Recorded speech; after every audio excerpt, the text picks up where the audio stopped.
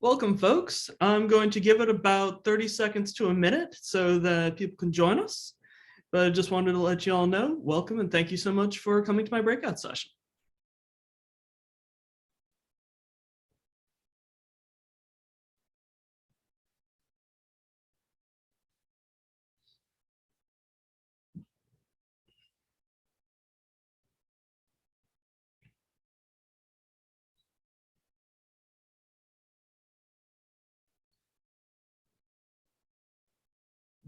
While we're waiting, if anybody would like to just drop into the chat who you are, where you're coming from, and why this breakout session, I'd love to have a sense of who's out there.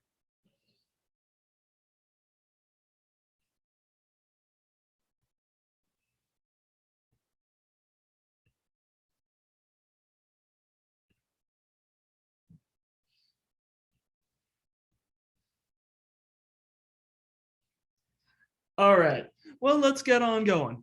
Thank you so much for joining me for this breakout session called Planting Seeds of Good Fruit, Exposing Conversion Therapy in Christian Communities.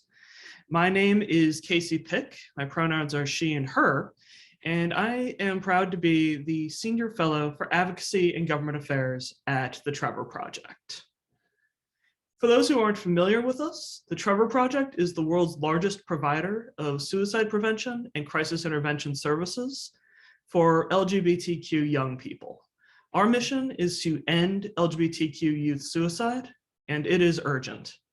We estimate at Trevor that every year, 1.8 million LGBTQ youth in the United States seriously contemplate suicide, and one LGBTQ young person attempts suicide every 45 seconds.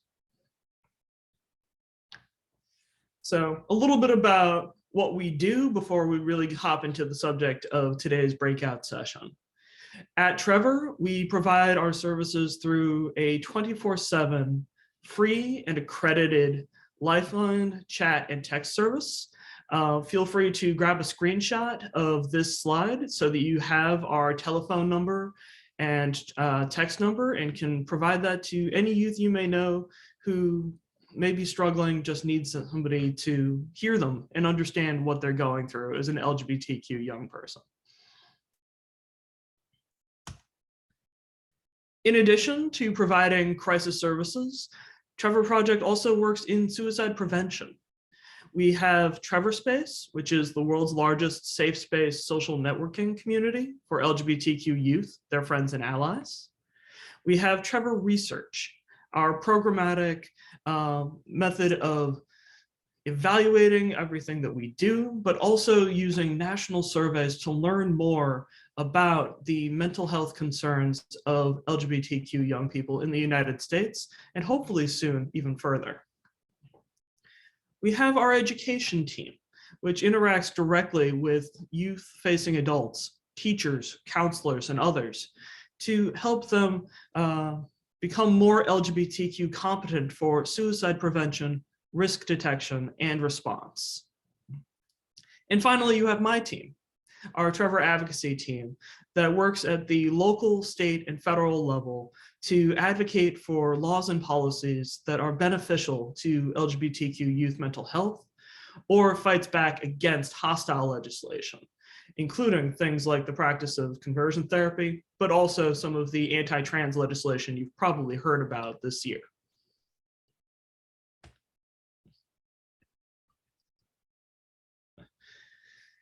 But what we're really here to talk about today is conversion therapy and its impact on LGBTQ young people and how we can confront that, particularly in Christian contexts. So to start off with, what is conversion therapy? What do we mean when I use that term? It is known by many names, including reparative therapy, ex-gay ministries, or sexual orientation and gender identity change efforts, the acronym SOGIES. Roughly, it can be really any treatment that is intended to change a person's sexual orientation or gender identity. And whatever form it takes, whether it is physical, spiritual, or based in talk therapy, twisting legitimate techniques like cognitive behavioral therapy and science, whatever form it takes, we know that it is harmful and it is discredited. I'm not going to go into extreme detail in this presentation about what conversion therapy tends to look like for two reasons. One, I know that there is a strong likelihood that among the audience today are survivors of conversion therapy. And I don't feel any need to re-traumatize you by going through and calling out things that may be triggering. On the other side of it, there is also the simple fact that there is a massive variety of what these practices look like. And over the years, as I've discussed it, I find that when we go into detail about however many forms of the practice that I can fit into in a given presentation, I always end up that at the end of the session, somebody comes up and says, "You didn't tell my story." So what is important to know, and what will be discussed throughout this presentation, is that there are a wide range of means of attempting this. None of them work. And the stories of survivors reflect the fact that this is just dangerous and discredited. That said, much as it's my desire to be trauma-informed in this presentation, it is entirely possible that some of what we discussed today may be challenging or hard to hear. So I just want to give permission upfront that if you need to step away for a moment, if you need to mute the screen for a moment, please feel free to do so.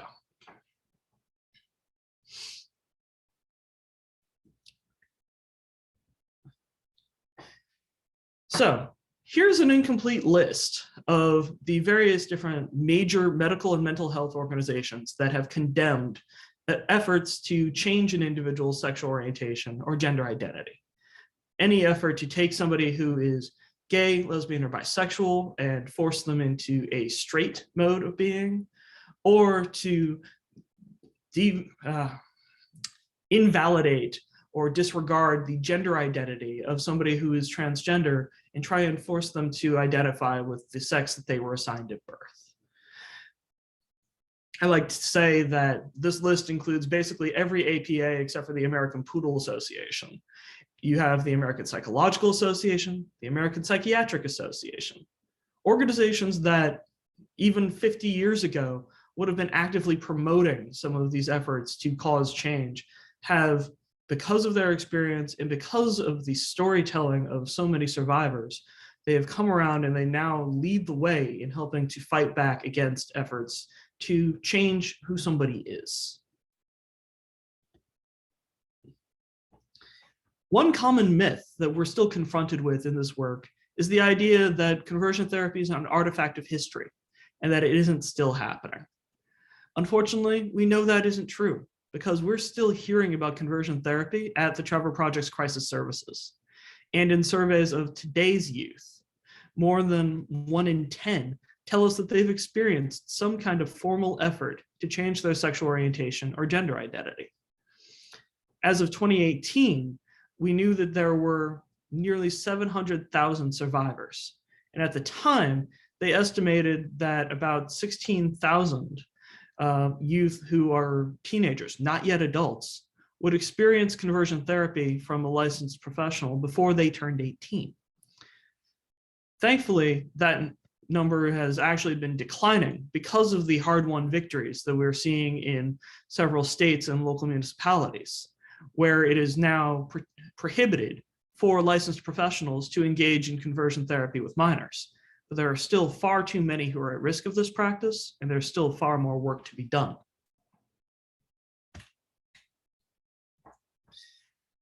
There are a lot of myths associated with the practice of conversion therapy. I just talked to the idea that it's a myth that it's still happening. We know that it is indeed still a regular occurrence, and still a regular occurrence all across the country. And particularly, we need more research about what it looks like internationally. But there's also a question about who is experiencing this practice in the United States. Actually, in the course of the presidential debates going into the 2020 election, a well-intended questioner at one of the Democratic debates asked about conversion therapy and framed it as though this was an issue primarily affecting white gay boys. Our research shows that it is not limited to any particular demographic in that way. In fact, we've seen that transgender and non-binary youth were twice as likely to report experiencing conversion therapy in the Trevor Project's national surveys than cisgender youth. And the experience of conversion therapy across racial groups demonstrates that this really does affect every community, and some groups of color more so than even white youth, who are stereotypically presented in a lot of our media as having experienced it. Regardless of what demographic or experience an individual is, our data has also revealed the strong correlation between being subjected to conversion therapy and rates of attempted suicide. In our most recent survey, we saw that it was more than twice as likely for a youth who'd been subjected to conversion therapy to have attempted suicide in the last year than somebody who had not been subjected to the practice. And youth who've been subjected to conversion therapy were much more likely to report multiple suicide attempts in the last year. So what are we doing about it? You've probably heard that since 2013, we have seen tremendous progress in passing laws in states across the country that would protect young people from conversion therapy at the hands of licensed professionals. Right now, we've managed to pass these laws in 20 states. Another 5 states have some kind of executive order protecting youth from these practices. And we have local ordinances in cities and counties in nearly 100 cities and counties across the country today. We're also seeing strong and growing support for possible federal laws that would treat conversion therapy as the fraud it is, that it is unethical business practice, that it is deceptive and wrong. We are actively defending the laws and protections that we've won in court. Just this week, the Trevor Project filed an amicus brief in a case in Washington state where a conversion therapy practitioner is challenging a statewide law preventing him from providing conversion therapy to minors. We thankfully won at the first round in that case at the district court. Just this week, we filed briefs in the appeal at the Federal Circuit Courts of Appeals in the Ninth Circuit, and we expect to win there too. And finally, we're also engaging the public through just education efforts, town halls, information sessions, conferences like this one, and also creating resources, speaking out through the media, and providing public testimony. This map shows a little bit about the lay of the land, where we're at. And part of what I find really important about this is that if you look at those blue states on the map, those are the states where we have passed full protections for at the statewide level. And they are not just in New England or on the coasts, though I'm proud to say that my coastal home of California was one of the first to pass these laws. But you're also seeing protections in places like Utah, Colorado, Virginia, and Illinois. The greener states, those are where we have executive orders, where governors have taken a stand to make it very clear that government money, taxpayer dollars, cannot go to conversion therapy of any form, whether provided by a licensed individual or an unlicensed individual. In the states where you see some kind of stripes going across it, those are states where the debate is currently happening, where legislation has been introduced at least once that would ban this practice, and where we continue to win new support every year. And scattered throughout that like stars are nearly 100 city and county municipal ordinances. Once again, not just in the places you might expect, but we've also passed in just the last year protections in states like Kansas, Oklahoma, Alaska, and West Virginia. And we plan on leaving no stone unturned.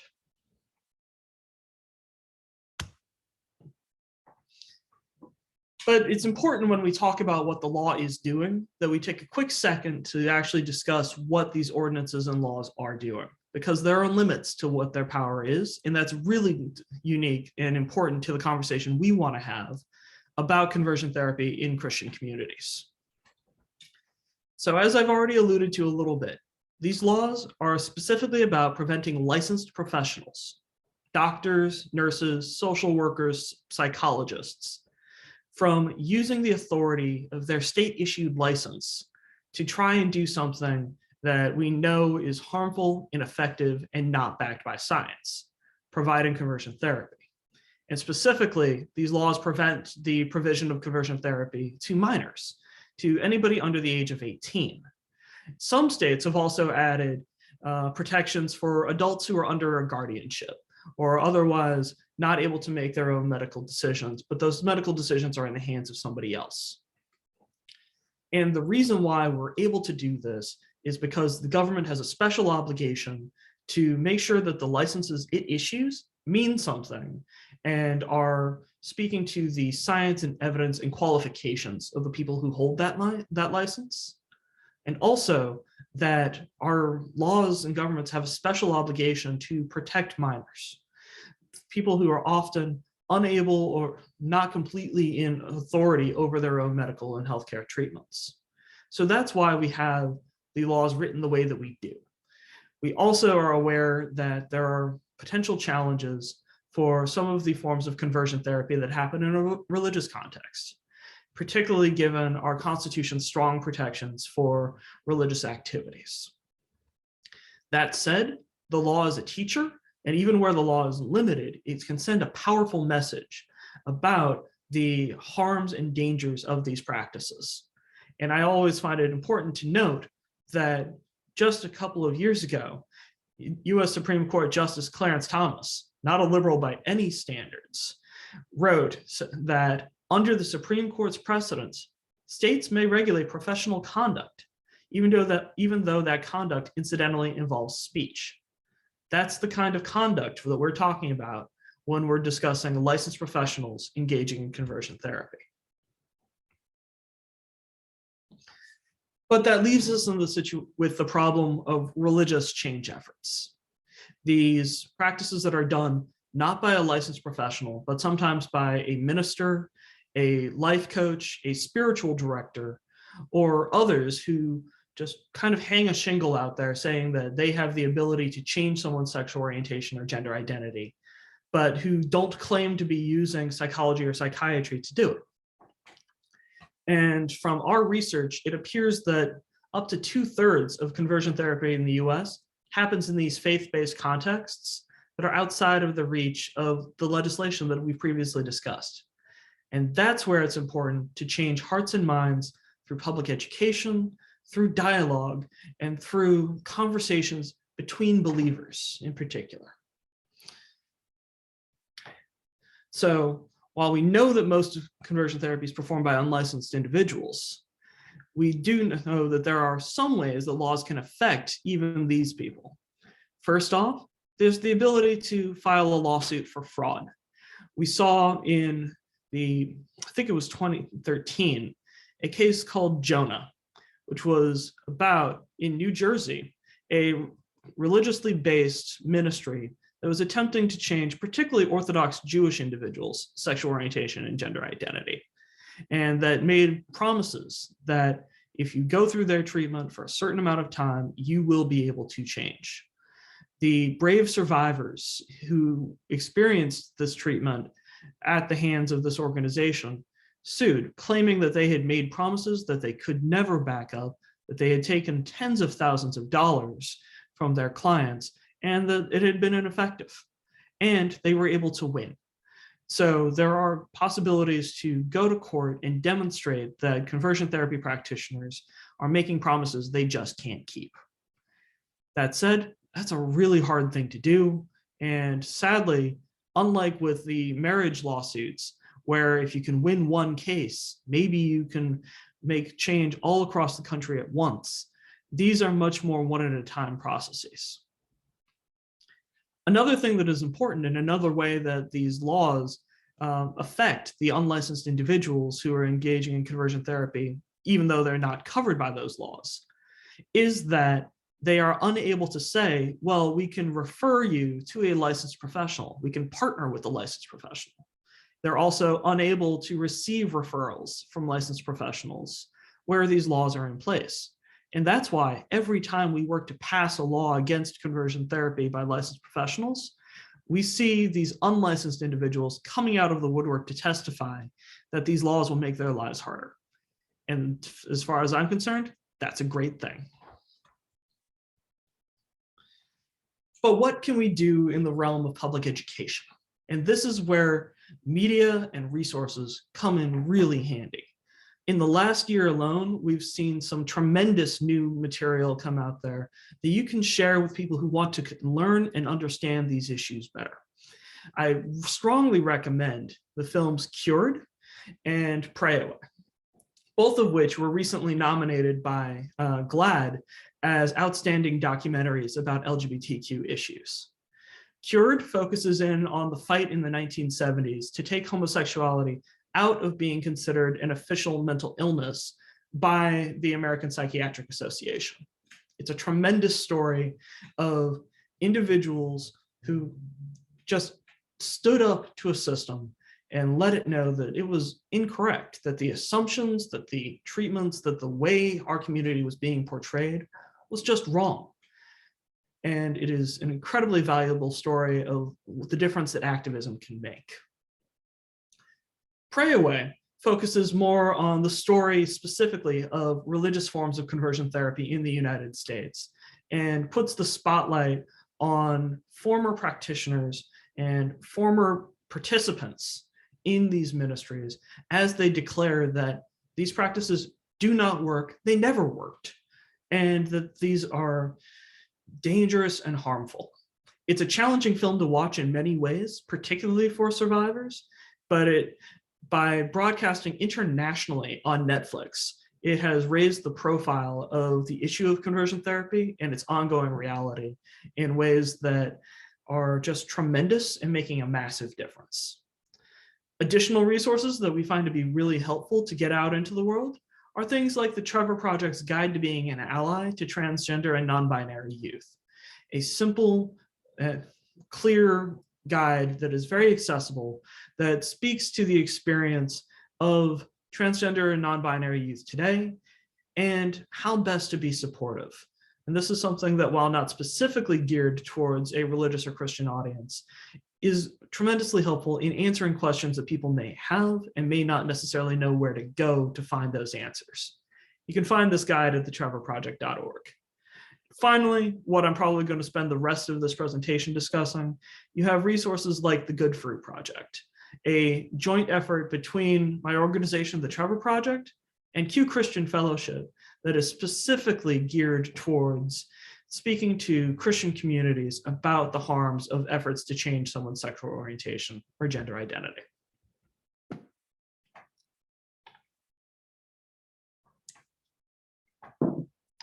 As I said, this was a joint project between the Trevor Project and QCF, born out of the work that we had both already been doing independently to challenge these practices.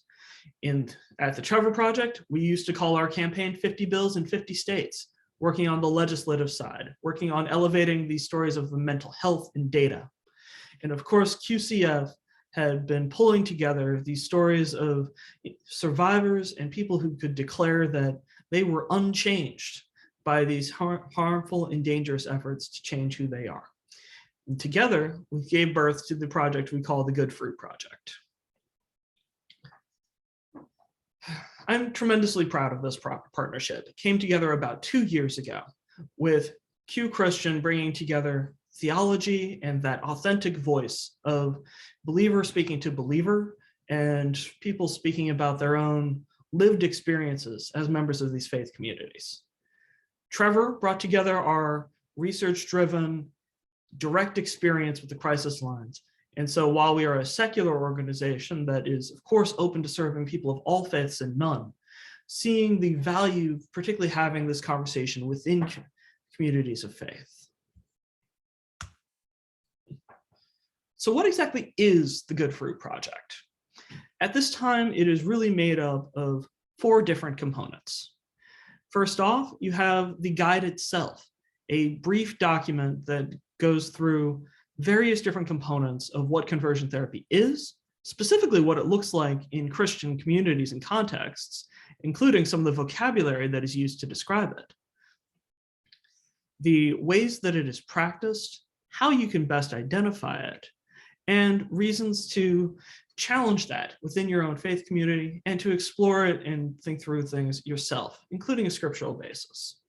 We also include discussion materials, the hope of a discussion guide that could be used in Bible studies and other scenarios where this is an issue that people want to talk about with their friends and peers. We have a pledge to oppose the practice of conversion therapy in Christian contexts, particularly in your own community. And we also have an extensive list of additional resources where people can go to learn more about the practice, to hear about other people's stories and experiences, and really understand the diverse range of concerns and needs that are associated with people who have not just gone through this, but people who have also survived the practice and are continuing on with their lives. This guide was a massive labor of love put together between our two organizations.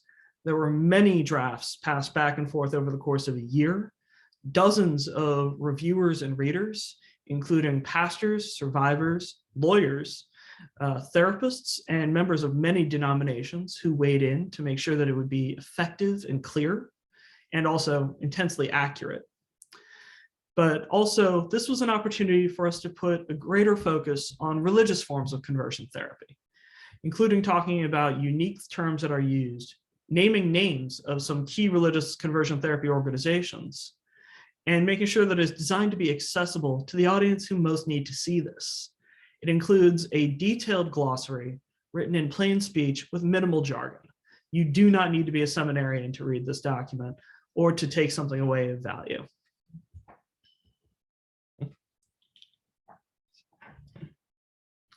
So a little bit more of a detail of the guide, though I'm hoping that folks will just take the time to read it. It's not terribly long, but you will find in this an accessible, loving theological argument rooted in Matthew 7, the idea that every good tree bears good fruit, but a bad tree bears bad fruit. You will find the best statistics and scientific evidence of the mental health harms that are updated and absolutely current.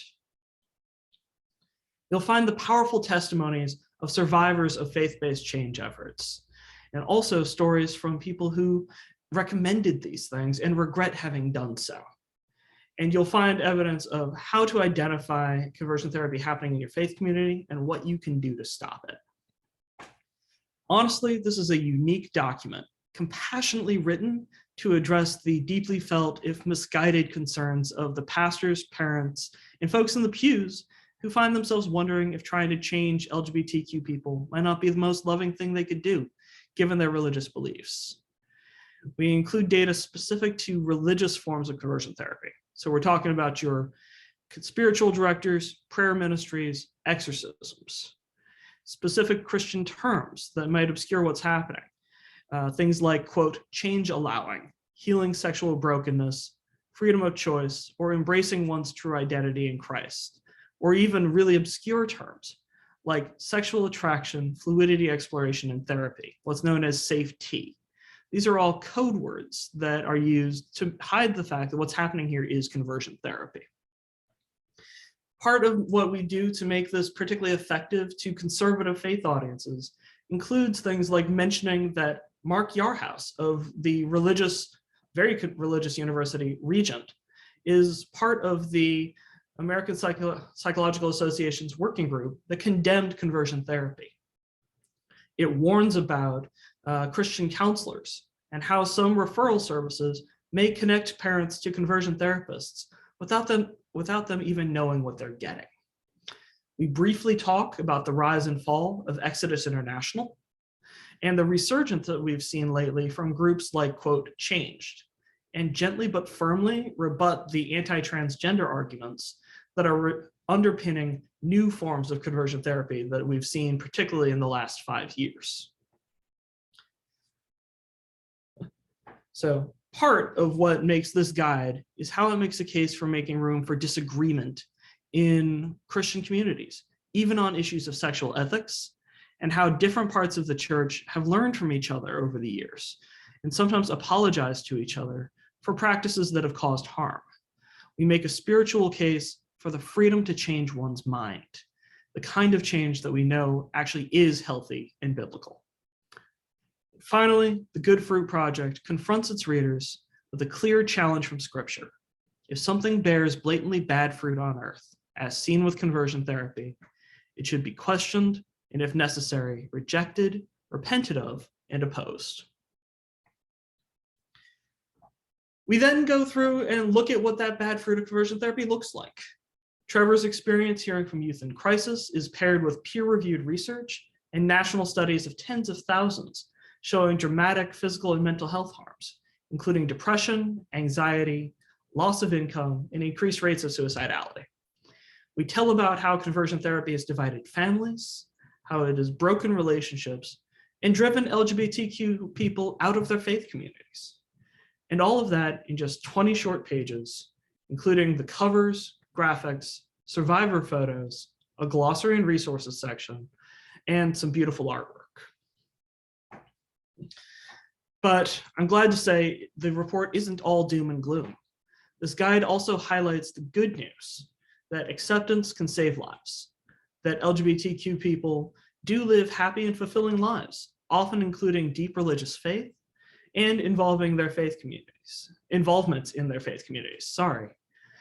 We cite more recent data that tells readers that, quote, LGBTQ youth who reported not hearing their parents use religion to say bad things about LGBTQ people had half the risk of attempting suicide in the past year, compared to those youth whose parents did use religion to condemn LGBTQ people.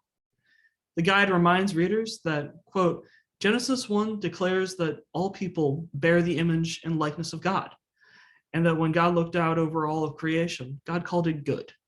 While it may be written to persuade people against conversion therapy, this is also a beautiful case for just being LGBTQ as a good, healthy, and dare I say holy way to be.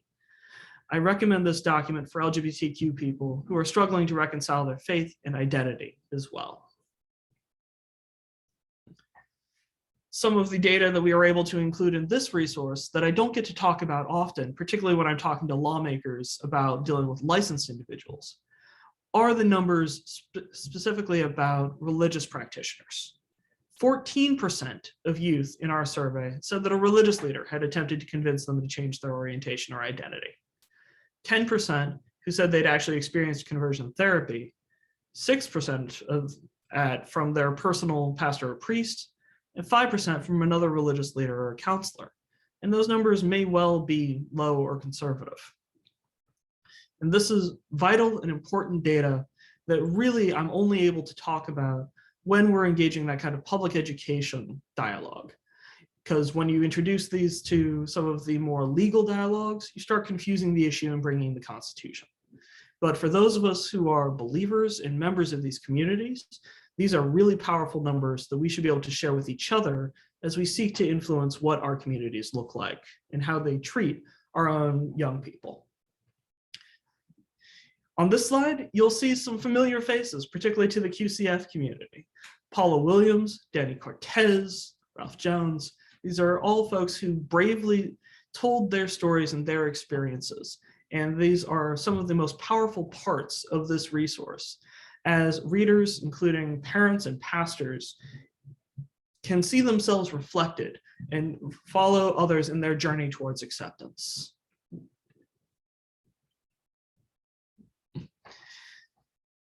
Here's a slide with some of the example questions from our discussion guide. Everything from, why do you think people seek out these kinds of change efforts? What is a safer, more loving alternative to address those concerns? On over to, how can we find out if our faith community is engaging in or supporting these change efforts? These are important dialogues to have, and we hope to help guide these along the way, whether that be in a Bible study, a small group, or a seminary class. And here is the pledge itself. It is vital and important that people have the opportunity to learn and become educated and go through a journey in their own mind. But we know that part of that process is the challenge to make a choice. And particularly in an evangelical context, this challenge to make a choice should be familiar. So This guide makes clear that practitioners of conversion therapy tie up heavy burdens, hard to bear, and lay them on the shoulders of others, but they themselves are unwilling to lift a finger to move them. Church leaders and family members should not lay impossible burdens on the shoulders of LGBTQ people. The guide then concludes by saying, love is kind. It does not depend on shame, fear, or coercion. Love rejoices with the truth. It does not need to deny the consensus of medical experts or scientists. It does not depend upon false testimony. It celebrates when we show the world all of who we are, rather than fragments based on what others want us to be. Love protects. It shelters us from the storm, rather than exposing us to torturous practices that contribute to depression, despair, and suicidality. And given that reality of what love requires, we call upon members of faith communities to commit to respecting the physical, mental, emotional, and spiritual health of their LGBTQ siblings by refraining from trying to change who they are and actively encouraging their faith community to do the same. If more people take this vow, if they sign this pledge and mean it, we will see true life-saving change within our churches. And since we introduced this guide a little over a year ago, we have seen a tremendously warm embrace, whether that be from state equality groups and civil rights organizations like the Southern Poverty Law Center, leaders in the faith communities like Brian McLaren, best-selling author. Margaret Hoover of CNN tweeted about this, as have several of our champions within the LGBTQ Christian community and our allies, like Free Mom Hugs, Julie Rogers, and others. And the dialogue is only growing since then. We have seen opportunities to discuss the Good Fruit Project and the underlying issues associated with conversion therapy with faith-based media outlets like Good Faith Media, Baptist News Global, and others. And just recently, I, along with Miles Markham, who I think is in the audience today, were able to speak at a conference in Jakarta, Indonesia, about the messages and tools and resources involved with the Good Fruit Project. At their conference, a global conference, speaking to ending conversion therapy in religious contexts. The conversation has also been tied to the release of some of this new media. I already mentioned the documentary Pray Away. Our friend Julie Rogers' book, Outlove, a queer Christian survival story. I have been invited to speak along with Julie at some of the events promoting her book about this resource and how we can use it to prevent people going through the same tragic experiences that she did. And there are many other opportunities where this issue and this resource have been discussed, which is a really good thing because we are also confronted by a growing need. The movement to end conversion therapy has never been stronger. We have tremendous new resources, tremendous new allies, but we are also confronting an opposition that is in some ways still growing and thriving and constantly adapting. They change the way they describe themselves, they change their focus. And some of what we have seen and how that it's been expressed are things like Restory Ministries, which is one particular form of conversion therapy ministry that we've seen that I call out just because it is freshly rebranded and has been particularly vibrant this year in reaching out to different faith communities. This is not something that is dying on the vine, sadly, but is instead something that has found another way to, like a snake, shed its skin and continue on. We're also, unfortunately, seeing debates within religious denominations that push for conversion therapy as the only option for their members. And that we know just isn't true and is deeply harmful. But I particularly want to call out how the Presbyterian Church in America, at a denominational meeting earlier this year, passed what is called an overture, kind of an ordinance or preliminary new rule that hasn't yet been enforced, but is on the road, that really makes it hard for out LGBT Christians or anybody who identifies with that sexual orientation to be a leader or a pastor within that denomination.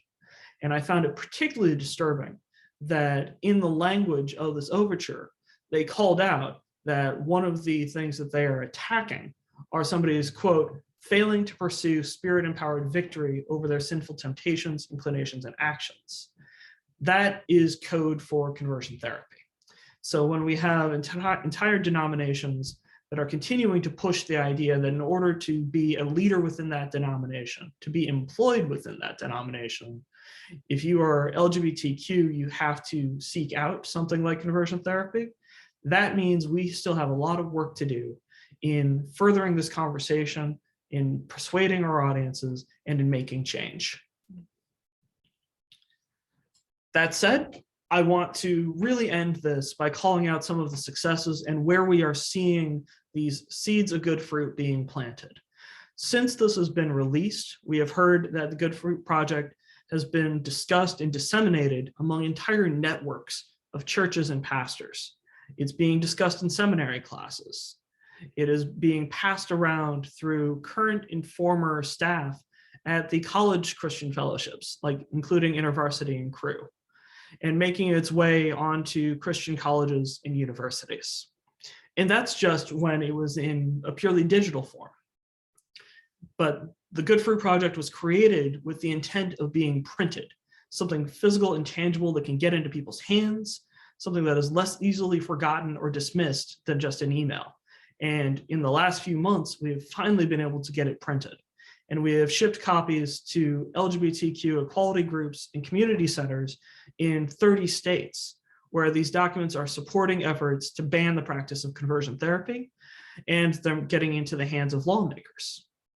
We are preparing to ship copies directly to hundreds of churches in key communities. It's been hard with the pandemic, we know, but we are planning on partnering with folks like the team at Pray Away to share these resources and materials at film screenings and getting them into the particular communities where this issue is at the forefront and needs to be discussed. And finally, we are actively exploring new resources to create that are in this model.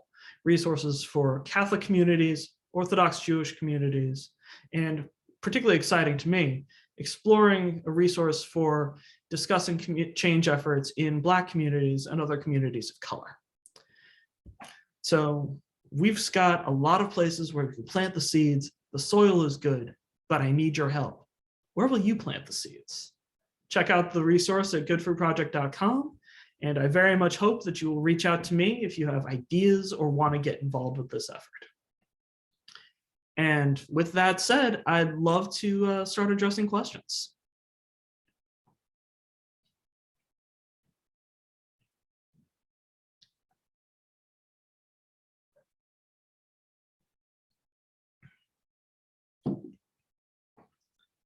I am looking into the chat.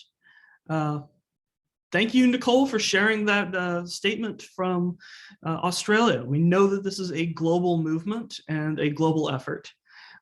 Speaking of things that are happening internationally, check out Canada. They just recently passed a nationwide ban on conversion therapy, which is truly exciting. And we're seeing discussions as well in, I believe France and Germany have also recently passed it.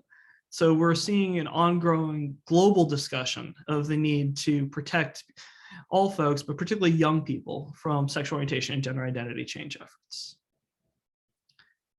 Are there other questions?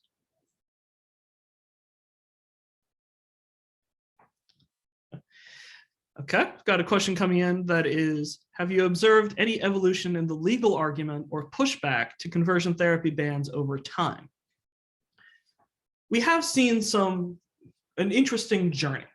So when we first passed these laws in 2013, they were new and different, and they were challenged as being an infringement on a licensed professional's freedom of speech. Those arguments lost because we were able to demonstrate that conversion therapy isn't just speech. It's not just talking about ideas. It's not just sharing somebody's opinion. But when you are a licensed professional engaging in your conduct of providing therapy or counseling, that's actually an action. Even though it's an action or a practice that is done through the spoken word. And so we were successful at demonstrating that this is not a violation of an individual's free speech, because for licensed professionals, this is about regulating their conduct. And medical spaces and mental health spaces are regulated all the time. There are entire licensing boards that are dedicated to just that. That said, we've seen, particularly in the last 5 years, with some change in the makeup of the courts, that there has been a shift in willingness for some judges to entertain the argument that there's a restriction on religion, on somebody's freedom of religion. And so that is part of why we keep the focus so sharply now when we're passing laws on these licensed professionals, and why we're working so very hard to focus on public education and community dialogue when we're trying to educate about the harms of conversion therapy through unlicensed religious practices. Hey, Sue, great question. So Sue asks, if a person won't read a booklet and have only you to convince them, what is the best approach? That is a challenging space, but as in all things, I think it really starts with that relationship and talking about how your own experiences, if you are a person of faith, you can tell your own story. And that does not mean if you have to have been a survivor of conversion therapy to speak to the harms of it. But say, talking about how being fully who you are and embracing all of that, if that helps to deepen your faith, that may be something that helps somebody to listen to you. Calling out the harm that is associated with conversion therapy. This is where you can pull out some of the data we have that people can try incredibly hard. And there are countless stories of people who have tried incredibly hard to change themselves, and that the fruit of that was not change, but the fruit of that was harm, depression, despair. But what happens when somebody embraces and accepts themselves, that's when you have somebody who lives and thrives, and particularly in a faith community, you can speak to how that's the kind of life that a loving God wants his, her, or their children to enjoy. And hopefully, if you can connect on that relationship level, then they will maybe take the next step to read something as small as a 20-page booklet. We're not even asking for a book, but hopefully if you can get that connection on that step.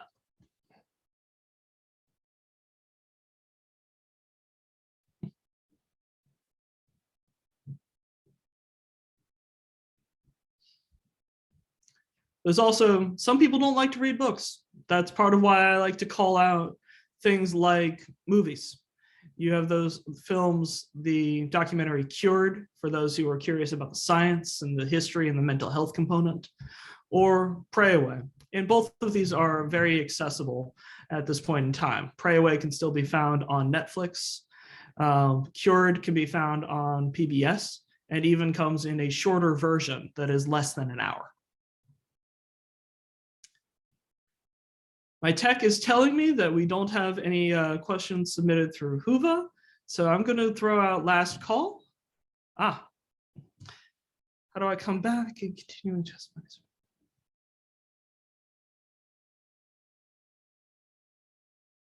How do I respond to people who claim that, how do I respond to people who claim that change is possible? I don't want to devalue anybody's story. That isn't something that is terribly productive, but I can call out that, one, bisexual people exist. And this is something that is often overlooked in the conversation about sexual orientation and gender identity change efforts. And so the argument that somebody who had been attracted to the same sex is now married or happily with somebody of the opposite sex is not the deal breaker that our opponents sometimes think it is. So raising that up is a reality. I would also raise up that while, yes, there are many people who have claimed over the years to have experienced some kind of change through these conversion therapy efforts, ultimately, many of those same people later recant that. And in particular, the former leader of Exodus International, the largest organization coordinated to promote conversion therapy, Alan Chambers, said himself that 99.9% of the people that he's worked with experienced no change. So the people who led these efforts, who were most deeply invested in it, time and again, they have told us, no, it really didn't work.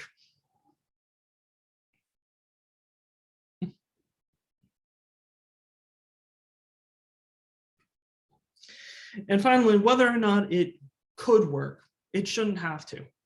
The reality of being able to come back and say that LGBTQ people can be happy, healthy, and thrive as who they are, and somebody who is willing, who has eyes to see, let him see, can see that joy and that happiness, that is enough. It is not the case that we can only be gay because we have no other choice. We are as we were created to be. And so that those who love us and welcome us can see that joy.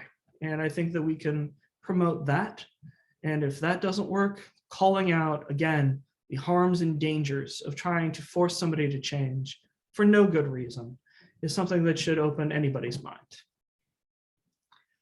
That said, I think I'm going to give you all back some of your time. I hope you take a great break and also enjoy the rest of the conference. Have a great day.